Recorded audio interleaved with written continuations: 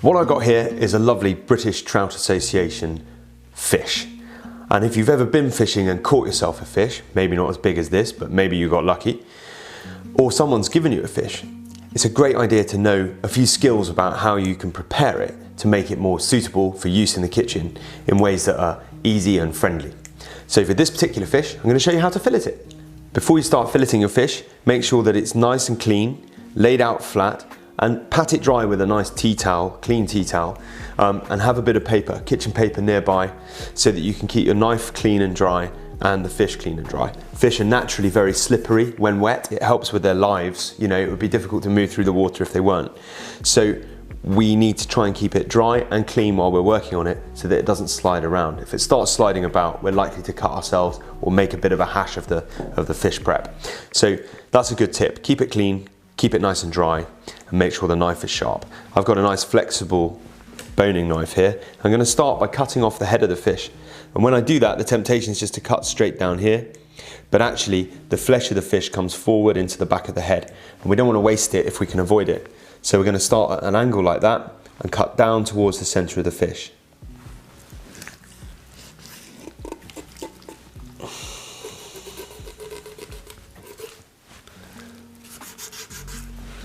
And then I'll just flip it over onto the other side and do exactly the same on the other side.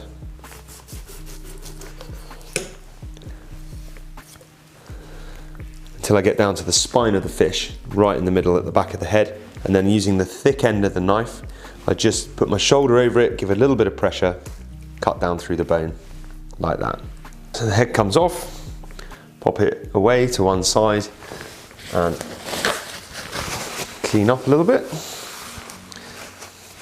And now, because we're using a large fish, and we're using a large fish to make it easy for you to be able to see how we're doing it, and it's also easier to fillet a larger fish than a smaller fish, we'll go along the back here with the knife. And we're going to find the central line that follows along here where you can see the dorsal fin. And we're just going to cut just above where the middle line would be and bring the knife in onto the central, the bones inside the fish, the spine of the fish, hopefully. Once the knife is safely on those, we can just follow that cut along, keep moving it back until we get to the very middle of the fish, at which point we'll pick up a pair of scissors and snip through the stronger bones there. Anyway, we start at the back, at the top.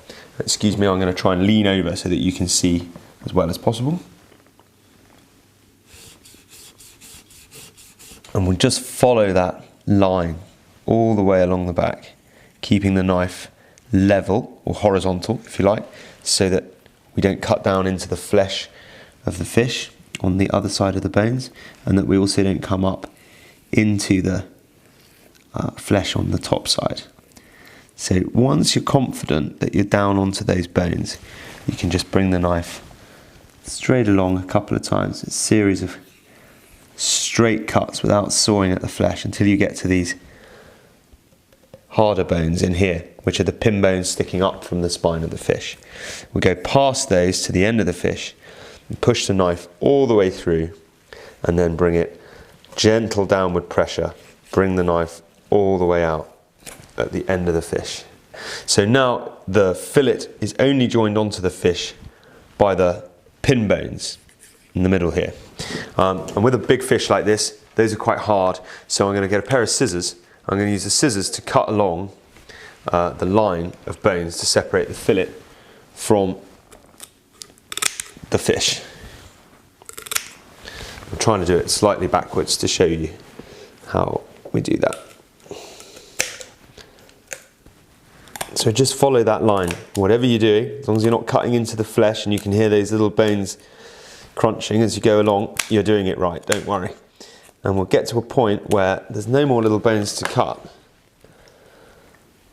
And we can just lift the fillet off, pop it down, and that's ready just to be trimmed up. So that's one fillet off. Before I trim it up, I'm just going to do the other side of the fish. So I'll just move it out of the way to keep things clean, clear and simple. It's slightly harder on the other side because you haven't got the first side holding the shape of the fish in place. And also, you're trying to work the other way around. So I'm going from the thin end towards the thick end, which is slightly less than ideal, but I'll show you how we try and do it as best as I can. Start down at this end in this instance. Once we get through the skin, it'll be much easier.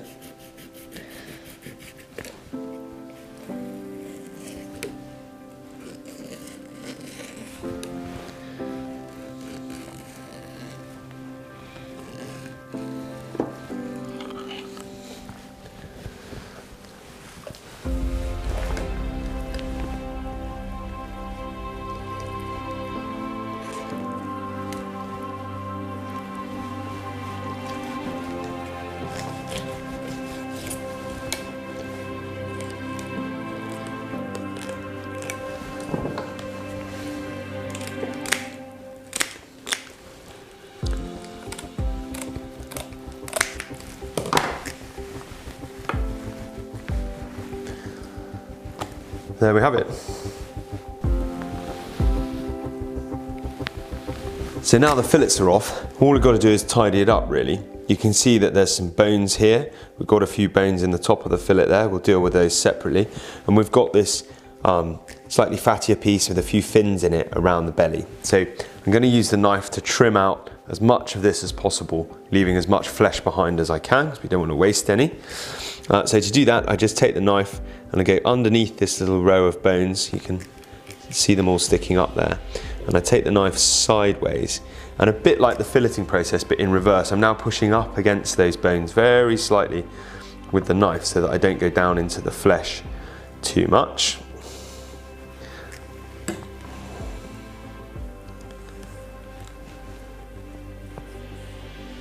And then I'm just going to trim out those fins by just trimming off the belly a little bit.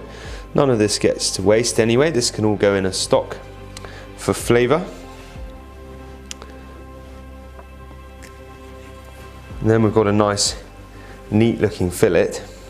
All we need to do now is think about these bones along here at the top, these pin bones that are still sitting here in the flesh.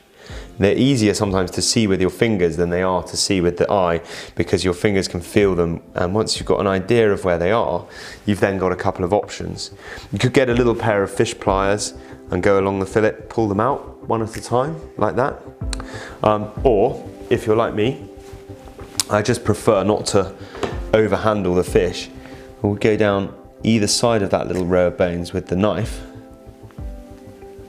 gently following them down to the skin, but not through it.